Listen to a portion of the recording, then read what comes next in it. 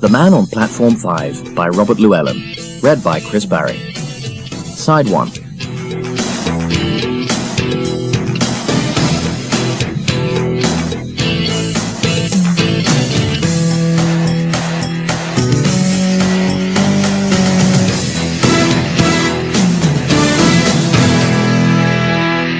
There are 307 distinctively different types of underarm odour, and he's got the complete set.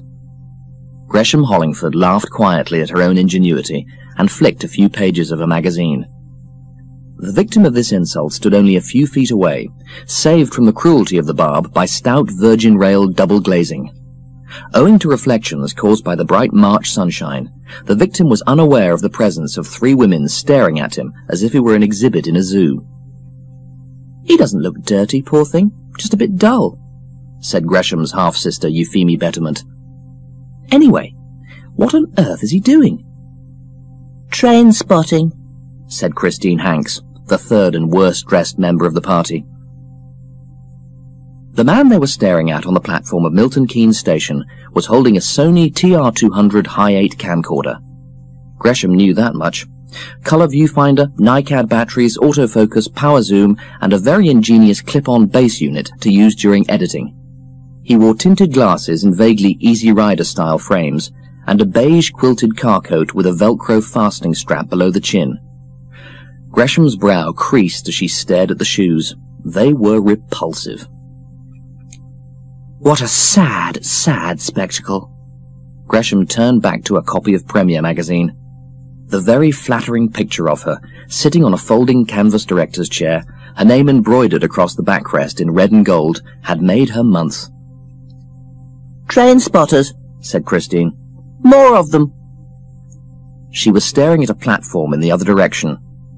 Since another train had departed, 3 more similarly dressed white males were revealed.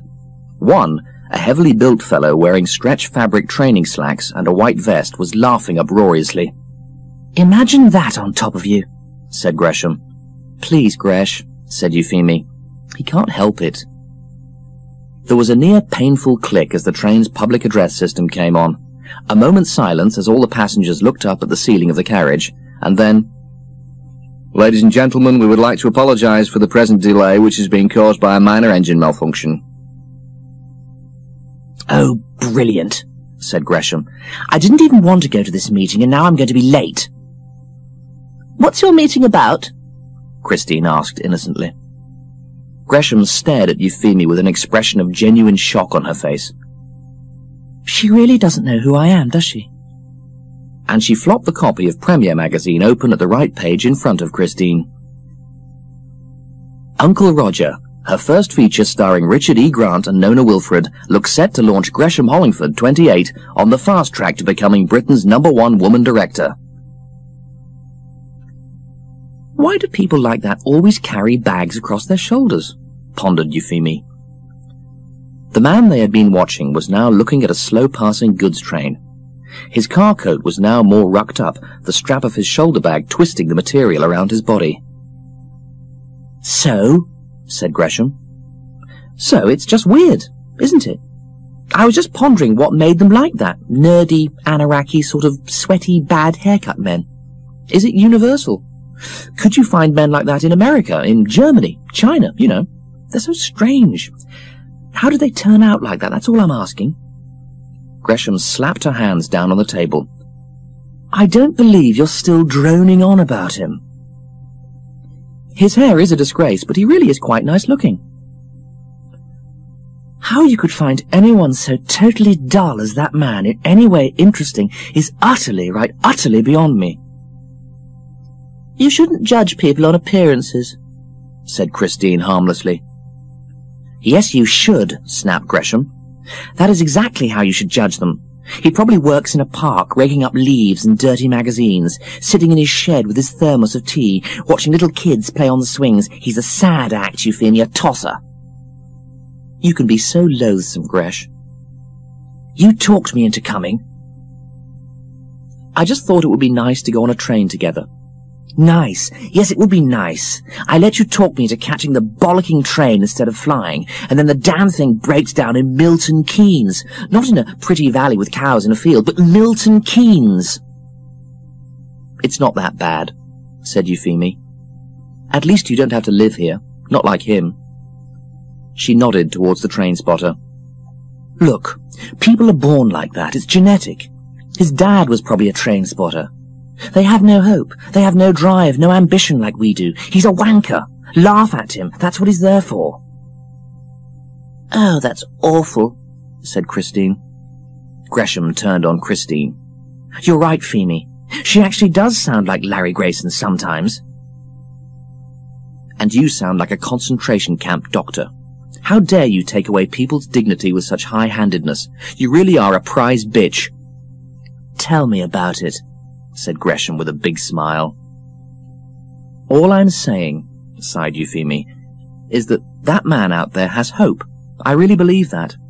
Like all children have hope. Christine and I know that from our work. He's a waste of space, a hopeless saddo. Forget him and get on with your life. I could change him, said Euphemie. Go on and do it then. What? Transform him. You claim people can change, but where's the proof, eh? I tell you, men are sad tossers and there's buckets of proof all around. That sad act out there, your piss artist of a boyfriend, my blinkered, narrow-brained future husband.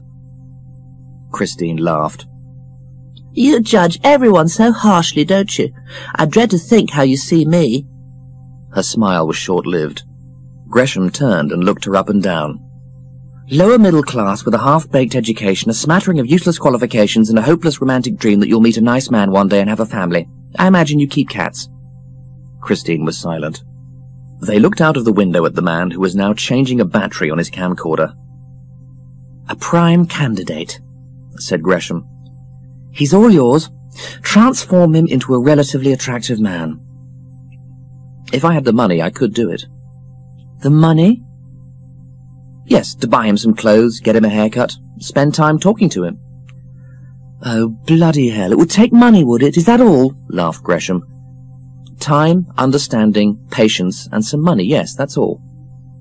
Okay, I'll pay for it. Only you've got to get him cooked up in time for my engagement party next month. But that's really soon. About 7 weeks' time. Okay, 7 weeks it is. The two women shook hands. Christine buried her face in hers. It's so silly. How do you know she'll tell the truth?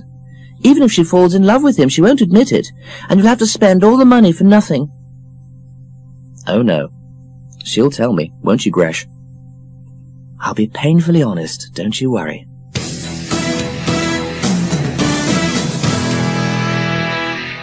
Excuse me, can you tell me when the next train to Manchester is passing through? Asked Euphemie. I don't work here. In that first sentence he gave himself away to her ear. Midland's accent, slightly slurred, pouting his lips to pronounce the words which made them sound unpleasantly wet. He clutched his battered shoulder bag close to his chest, looking up and down the platform as if for help. He was breathing through his nose. It made a loud noise, a sort of whistle. Suddenly Euphemie was crisply aware of her educational advantage, her grasp of world affairs, her high level of social ability. It was all so cruelly unfair. This was the background Euphemie Betterment was standing on as she stood beside the hunched-over train spotter. This was the gulf she would have to bridge. The man in front of her was possibly 6 foot tall, although it was hard to tell as he had an unpleasantly stooped posture. On closer inspection, Euphemie could see he had a truly appalling non-haircut, which looked as if his mum had done it with a K-Tel trim and tidy haircutter, 1999 from a telesales advert. There's a timetable there mounted on the gantry. Oh, where? Said Euphemie, although she could see the timetable clearly. On the gantry. The 1, 2, 3, 4, 5th one down, near the passengers exchange tunnel. Is a gantry one of those big metal things? The train spotter nodded and smiled. He had, Euphemie thought, a nice smile, a gentle smile. So you're interested in cameras, then? Yes, indeedly doodly. He laughed again. Euphemie imagined Indeedly Doodly to be some sort of in-joke. Video cameras? Camcorders. What make is yours? It's the Sony Hi8 CR200. Looks very professional. Do you live near? Not on your Nelly. Oh, are you from London? London? Not on your Nelly. I live in Northampton. Is that just outside Milton Keynes, then? It's 38 miles northwest on this line. Where did you say you were going? Manchester. Oh, easy then. You run through on your way to Birmingham New Street unless you take the Nuneaton Spur, which takes you more over the Market Harbour way. Euphemie felt her mind slip into a lower gear as she listened to his voice.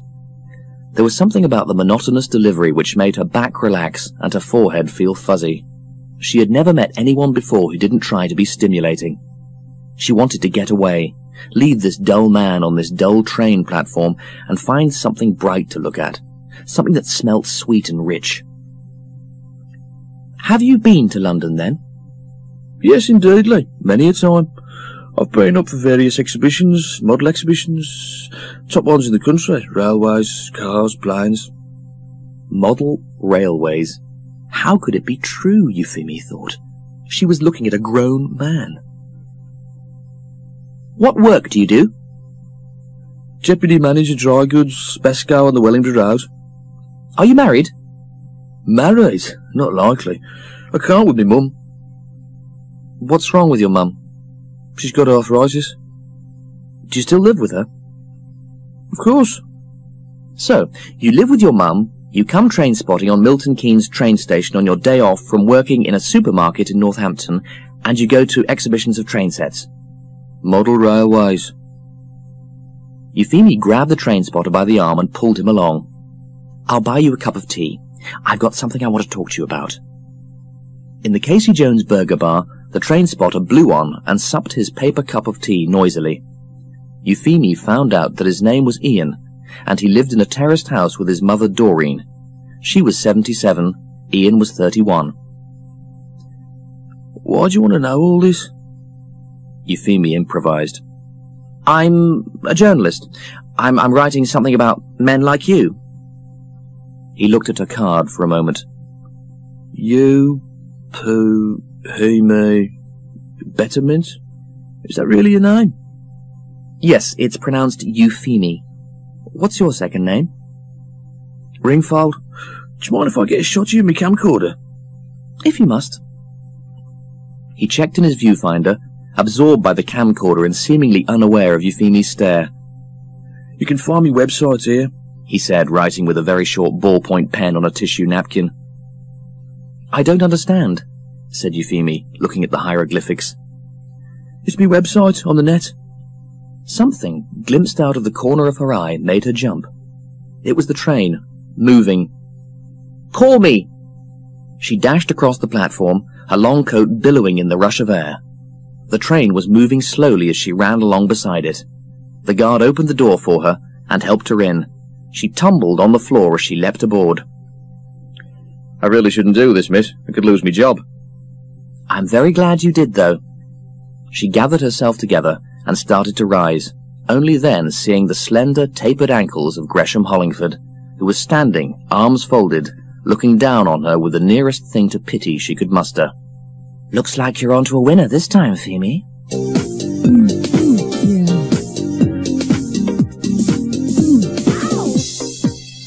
Oh. 1 week later, Euphemie walked out of the board meeting in the offices of the International Children's Trust with office manager Kevin Waslick.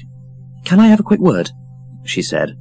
He looked utterly delighted to have the opportunity for any sort of contact with her. I know it's a hassle, Kevin, but I'd be really, really grateful if you could go into your computer internet thing and find this. She handed Kevin the napkin she'd received on Milton Keynes Station.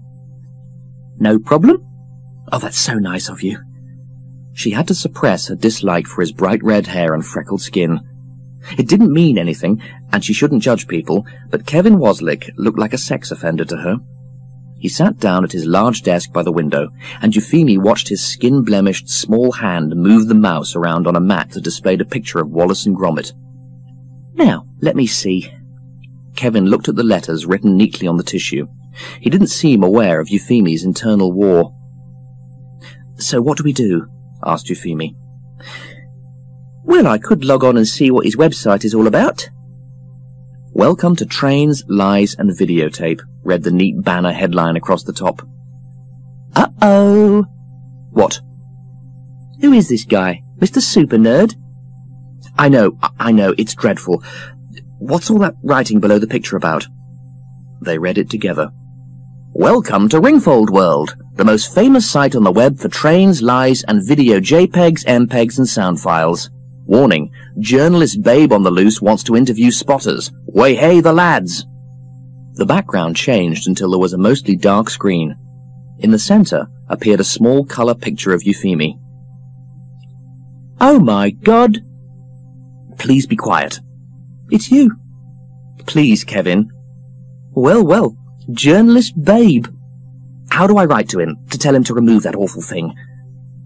"Okay, I'll set it up for you." He clicked a few things closed, and a clear white box opened up. "Write your letter there, and when you've finished, click that box in the corner that says Send. I'll make some coffee." Christine walked into the office with a pret-a-manger bag containing her lunch. "Christine, come here a minute. You know the train spotter?" Christine nodded with her mouth open. "What's happened?" "Nothing.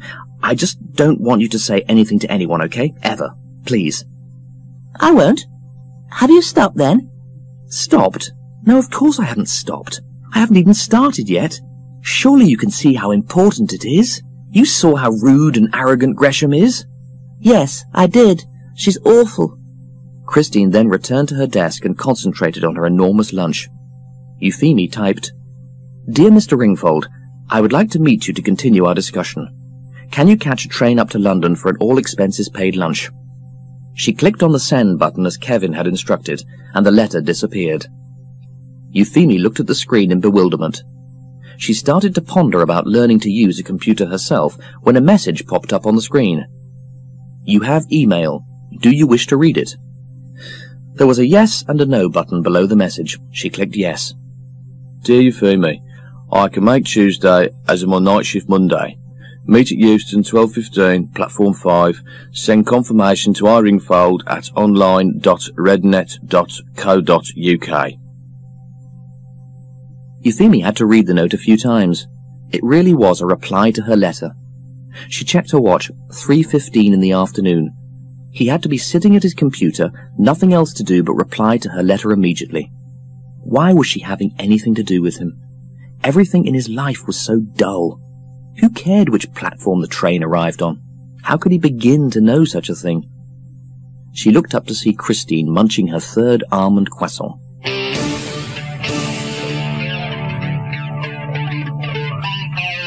Margaret Ringfold's thin, liver-spotted hand gripped the edge of the bath tenaciously. As she had told Ian repeatedly, she didn't trust anyone anymore. "I've been dropped into the bath on too many occasions to trust people." There you go, Mum. See, I didn't drop you, did I? "Thanks, love. You can go off for a bit now if you want." He lay silently on his bed, comfortable and happy. The room was not overcrowded with furniture. A 3/4 size bed, a work table with video editing equipment, a small bedside table and a large wardrobe. On top of the wardrobe were 3 suitcases, one filled with drawings and paintings he'd done as a boy. In the second, slightly larger case, was a Triang model railway set. In the bottom case was a fairly extensive collection of what Ian classified as soft-core pornographic magazines. Mayfair, Men Only, Fiesta, Penthouse, Escort. "Ian, love, I'd better get out now," called his mother softly. Okay, Mum, said Ian, snapping out of his breast, nipple, buttock and pubic hair-infested dream state. He entered the bathroom carrying his mother's special towel, a large light blue bath wrap he had got on discount from the store. Ian's father had died when Ian was 14. He had been found in the basement of the shoe factory he worked in, quite dead. He was hanging by his ankles from a large hook set into a stout beam, wearing nothing but red women's high-heeled shoes and 10 denier tights. There was no suspicion of foul play. From that day on, Ian was under the watchful eye of his mother around the clock. He was rarely allowed to play alone, never allowed into his mother's room alone, especially not near her underwear drawer. But as her arthritis worsened, and her heart became a cause for the doctor's concern, Ian grew up seemingly well-balanced, and she was slowly forced to relax her grip. Mum, I'm going off to London tomorrow to meet a woman. Oh, are you? She's interviewing me in an exclusive expose sort of thing, for the Independent. What for, a job? You're going to live in London, are you? Hardly. She's writing a shock horror expose. You've not told her about your dad, have you? Mum, for goodness sake, she's writing some sort of article thing about chaps who do train spotting. It's nothing at all to do with unintentional autoerotic fatalities. Ian returned to his room, turned on his compact computer, and found a German satellite station that was showing a topless game show. He lay back on his bed, folded his pillow to enable him to keep his head up, and truly relaxed. Ian Ringfold was, when all was said and done, happy. Very happy.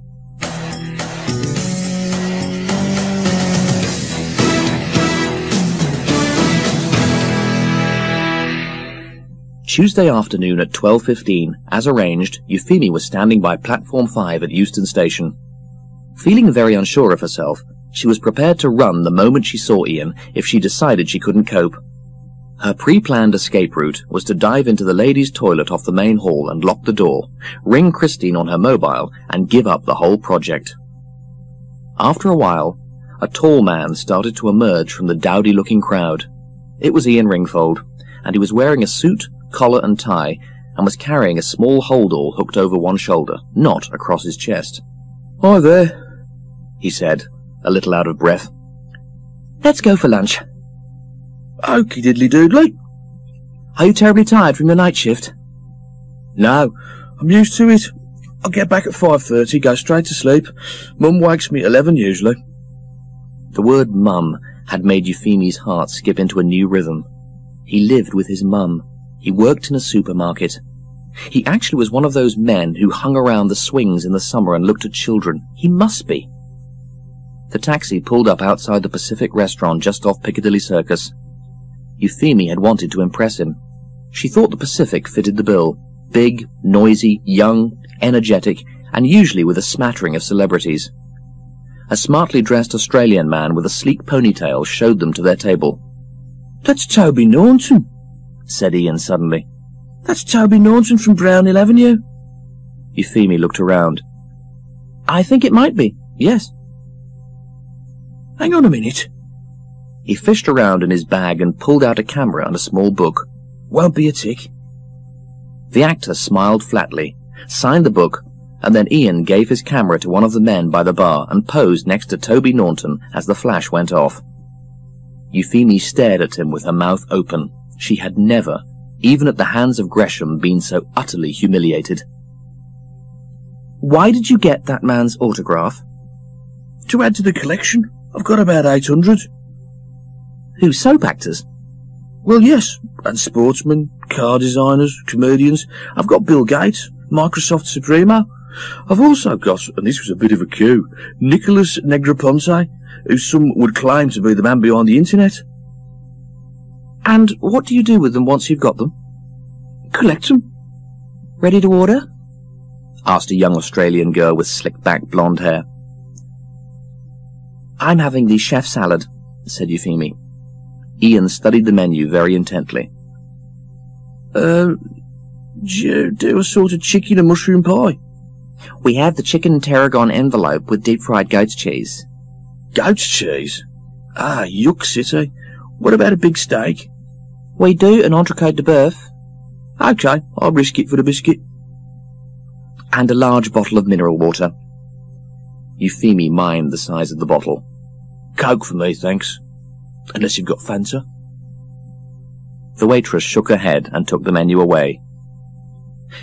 "So, Ian, listen, I wanted to sound you out about a project I'm working on." He was smiling, but his eyes were looking over her shoulder. She turned around to see who he was looking at. It was the actor, Nigel Planer. Euphemie and Nigel had had a 3-week fling when she was just out of college. "Euphemie!" he squeaked. She stood up to greet him. He embraced her harder than she expected, held her slightly longer than she would have thought publicly acceptable. Excuse me, can I have your autograph, Mr. Planer? Of course. Here you are. Nigel walked away. That was a bit of a coup. You actually know him? Yes, I know him quite well. Blimey, I had no idea you hobnob with stars. But then you are very glamorous yourself. So, what's this project then? As I said, an article for the independent newspaper. When I first saw you on Milton Keynes Station, you were videoing trains. That's correct. Now, that is considered by a great many people to be an odd thing to do. Is it? He seemed genuinely surprised. Yes, it is. Listen, the cliché is that men who do that live with their mum and are a bit weird. I do live with me mum. I know, and it's fine. So what I want to do is to explode the myth. You think I do train spotting because I really want to be a train driver, but I can't get a job because there are so few jobs driving trains around? Well, yes. I hadn't thought of that, said Euphemie, grasping for the ray of light through the dull, low clouds. What time have you got to be back at work today? Oh, tonight, 8:30. Eddie's on tonight, though, so it should be a laugh and a half. Who's Eddie? He's the colour bloke who does nights. Ian, you don't say coloured, you say black. Goodness, you've got a lot to learn. OK, well, after lunch we'll go on a bit of a shop and a haircut outing. Haircut?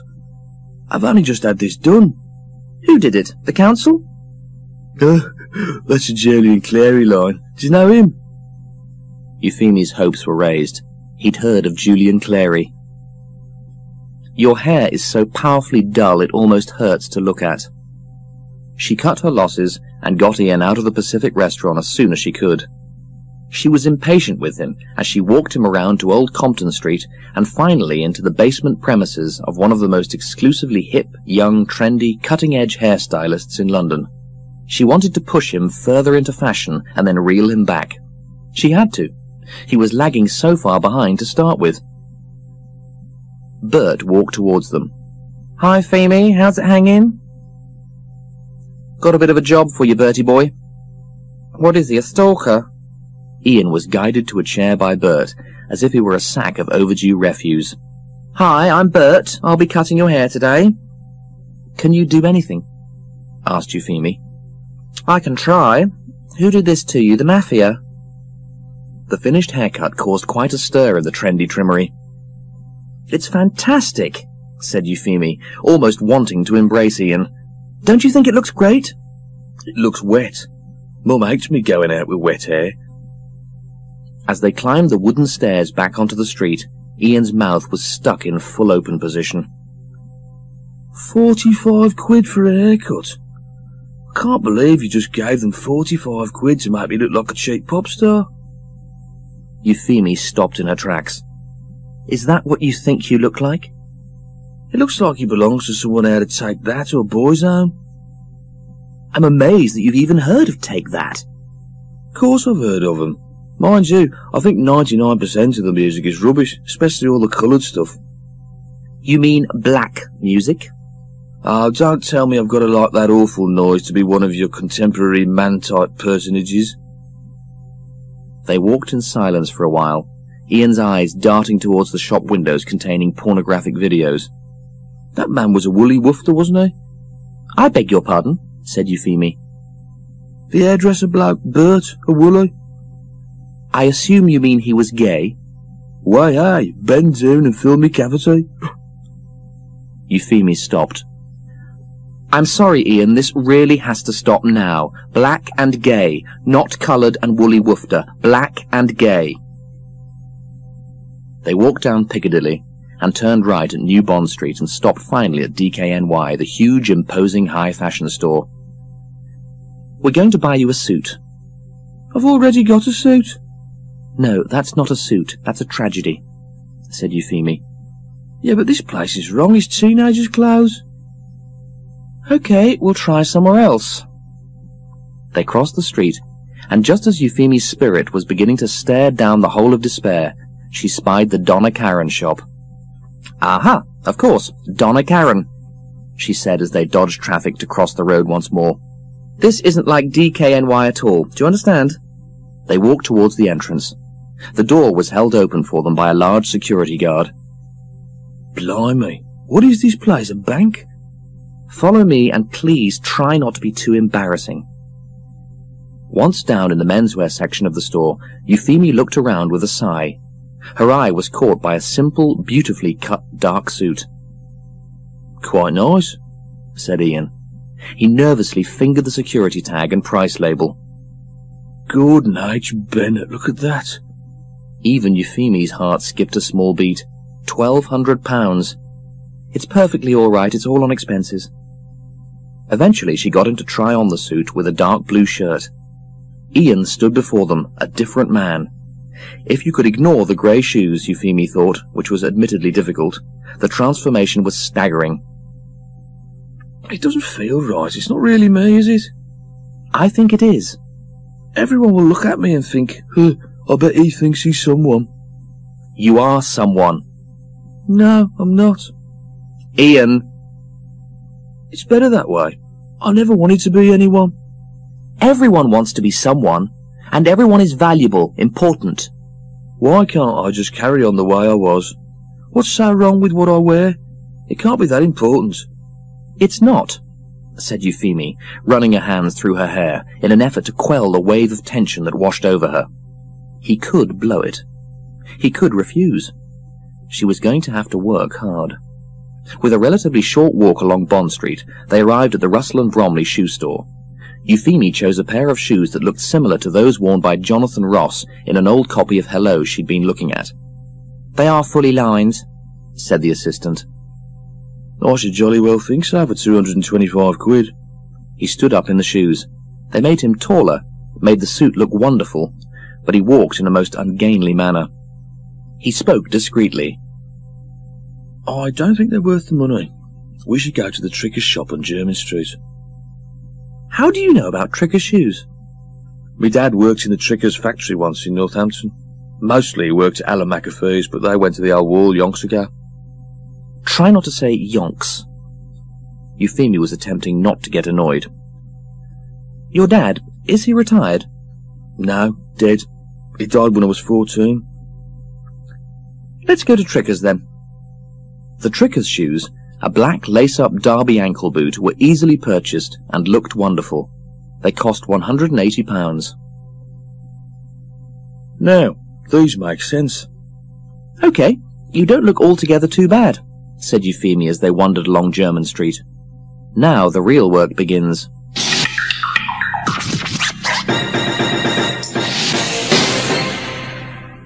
Gresham walked up the Georgian steps through the cold mid-March air, 2 weeks to the day since she had been stuck on the broken train at Milton Keynes train station.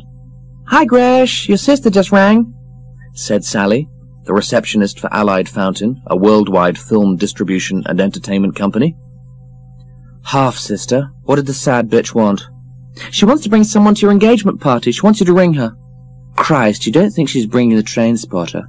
"She didn't say anything about that." Gresham climbed the elegant stairs of the old house and entered what had once been a rear bedroom. It had long since been converted into a film editing suite. "Morning, Greshington." Simon Langham, her film editor, was spooling his way through a reel of film. "She's not that bad," he said as the face of Nona Wilfred was frozen on the screen. "Oh, you just want to shag her." "Well, only a bit. I mean, I wouldn't climb over you to get to her." "You try and climb anywhere near me, chum, and I'll bite it off." "You've such a way with words, Gresh." Simon was the only man Gresham had ever met, other than her father, who wasn't intimidated by her. They had worked together on 3 projects, and somehow had never fallen out. "When do they want to show it?" asked Simon. "First week of May." "Oh, we can get it done by then. True, my wife will leave me, my children will forget who I am, we won't be able to sleep, I'll go bald and you'll go grey, but we can do it." "You're such a softy, Simon. You always let people walk all over you." "I let you walk all over me." Gresham looked at Nona Wilfred's face, cruelly frozen mid-blink on the screen. Internationally recognized, globally envied, hugely expensive to hire. "God, she's crap," said Gresham. "Coming to your wedding?" "Of course she's coming to my fucking wedding."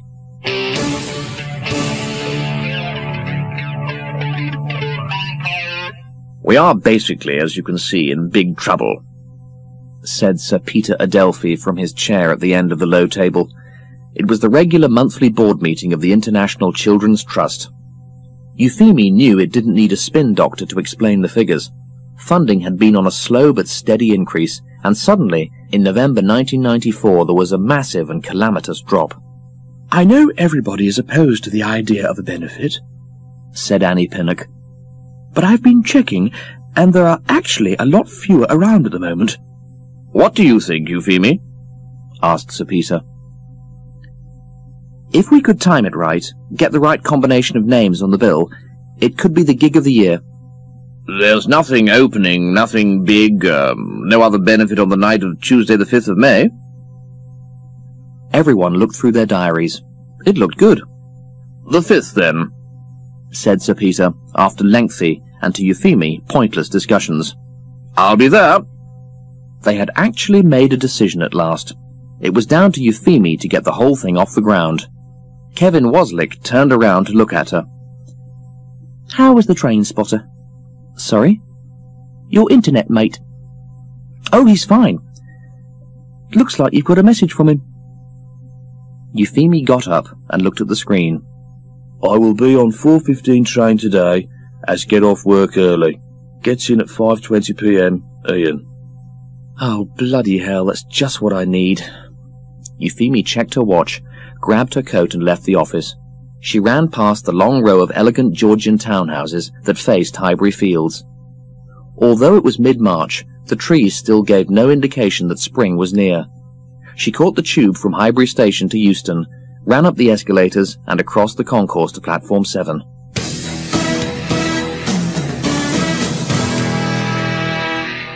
Ian sat on the electric-powered Intercity Express from Birmingham New Street to London Euston. He'd been looking forward to this time, 65 minutes on the train with nothing to do but absorb the tasty chunks of computer information laid out so excitingly within the thick, glossy pages of What PC. The train started to enter London. Ian sighed. He didn't like London. Too big. You never knew where to go to get things. His mum didn't want him to go to London either. "You'll be the laughing stock at work, my lad," she said, hearing that this woman he was seeing was going to write an article about him. "You don't know how cruel women can be, do you?"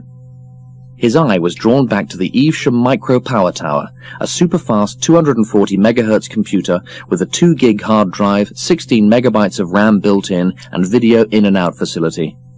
Would that he had the funds. The train pulled into Euston Station, according to the liquid crystal display on Ian's watch, 3 minutes 35 seconds late. Not bad, all in all, he thought. Euphemie was waiting for him at the top of the stairs. She was dressed in brown from head to foot. A brown frock-type coat, brown leggings, brown boots, and a rather revealing, very tight brown top. He noticed that she certainly did have something in the way of boobs up there, but it was remarkable how she kept them out of sight. She looked tense and uncomfortable, and was obviously going to say something. "You're wearing a shirt with a yellow collar." He hadn't actually noticed the colour, but he could see Euphemie was right. He was sporting training shoes bought from Shoe City in Northampton High Street, £9.99 a pair. His mother had bought them for him. They walked through the concourse at Euston, and went down the short flight of steps to the cab rank. "The thing about this suit," Ian said, as he slid about on the seat in the back of the cab, "is that it makes it very hard to sit down." "Ian, haven't you got anything interesting to tell me?" They got out of the cab on Harley Street. Ian stood on the pavement awkwardly as Euphemie paid the cabbie. "In here." "The dentist? What's wrong? Got a toothache?" "We're here for you."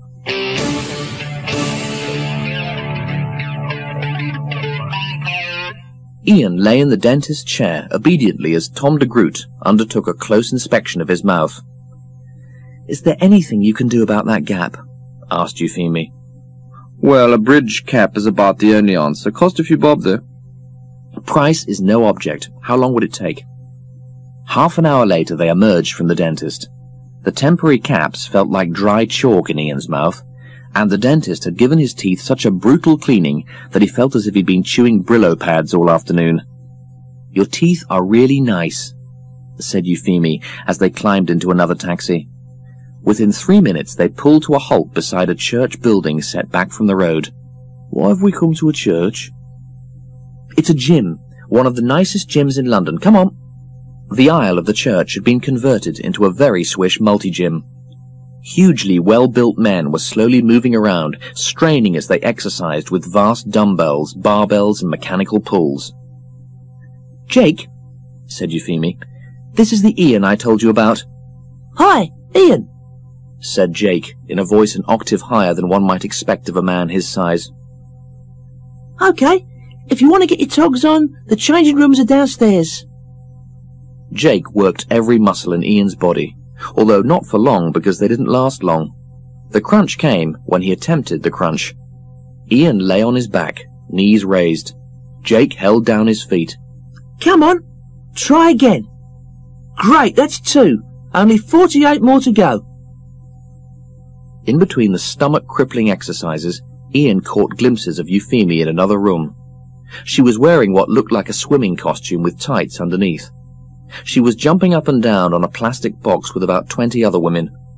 You are one out-of-condition geezer, there's no denying it, Ian, me old mate, said Jake, giving him a friendly wallop on the back. You haven't got a seed, you've wilted, mate. Euphemie came running up, flush-faced, hair soaked with sweat, wiping her neck with a towel. How'd it go? You say I've got 6 weeks? Euphemie nodded. Well, he's got to come 3 times a week, 2 hours a session. It can be done, but it takes a lot of willpower. Ian and Euphemie went down the stairs. Okay, Ian, how do you feel? Asked Euphemie, leaning on the door of the women's changing room. I'm ever so tired. I feel like I've got flow. Look, Ian, I know I haven't told you, but there's a deadline. What does that mean? It means that in just under 6 weeks, I'm taking you to a rather sprauncy party, an engagement party. Who's going to be there? Loads of famous people, loads of rich people, and even some rich and famous people, but I don't want you to get their autographs, right? Are you prepared to go through quite a tough time in the next 6 weeks? Training here, reading a lot of stuff I'm going to give you, watching quite a few films, learning how to talk properly. I can talk properly. No, you've got an ugly accent. Are you willing to try? Well, I suppose so. Look, afterwards you can tell your mates on Milton Keynes train station that you were at one of the most top, drop-dead posh parties in London. It's just while you're there, Ian, rule number 1, don't go up to anyone and ask for their fucking autographs. All right, there's no need to use blue language. Don't say blue language, say swear words, and for pity's sake, don't say no way Jose. Now go and get dressed. We're going to a movie. A film? Which one? Call it a movie, and I don't know which one. You mean I can talk about movies at the party? If the topic comes up, yes. I'll give you a list of permissible subjects.